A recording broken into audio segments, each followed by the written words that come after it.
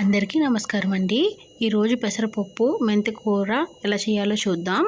ముందుగా స్టవ్ వెలిగించుకొని ఒక కడాయి పెట్టుకోవాలి. అది కొంచెం హీట్ ఎక్కిన తర్వాత ఒక గ్లాస్ పెసరపప్పు వేసుకోండి. పెసరపప్పు బాగా వేగించుకోవాలండి.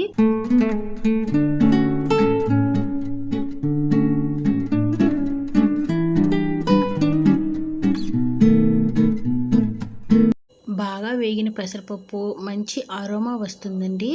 ఇప్పుడు మనం పెసరపప్పుని వాటర్ పోసుకొని శుభ్రంగా 2 సార్లు కడుక్కోవాలి. అందులో ఒక హాఫ్ ఉల్లిపాయ ముక్కలు నిలువుగా కట్ చేసి వేసుకోవాలి.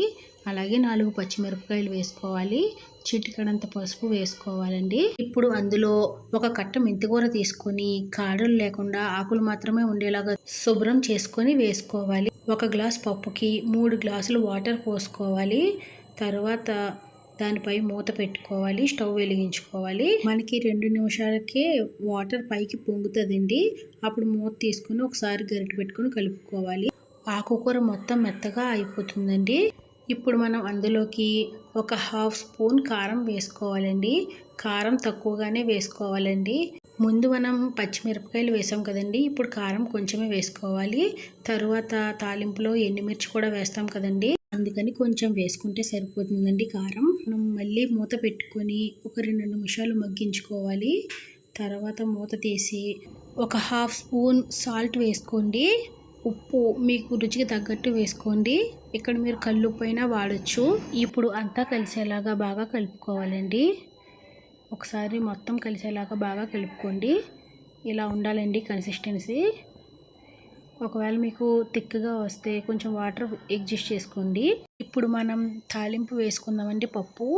పప్పు తాలింపులోనే మన టేస్ట్ అనేది ఇంక్రీజ్ అవుతుందండి. ఇప్పుడు మనం స్టవ్ వెలిగించుకొని తాలింపు గిన్నె పెట్టుకొని ఒక 4 స్పూన్లు ఆయిల్ వేసుకోవాలండి. తర్వాత ఆయిల్ హీట్ ఎక్కిన తర్వాత ఒక వెల్లుల్లిపాయని క్రష్ చేసి వేసుకోవాలి. అందులోనే జీలకర్ర ఆవాలు వేసుకోవాలి. అవి 2 చిటపటలాడిన తర్వాత కొంచెం కరివేపాకు వేసుకోవాలి. తర్వాత 4 ఎండుమిరపకాయ ముక్కలు వేసుకోవాలండి.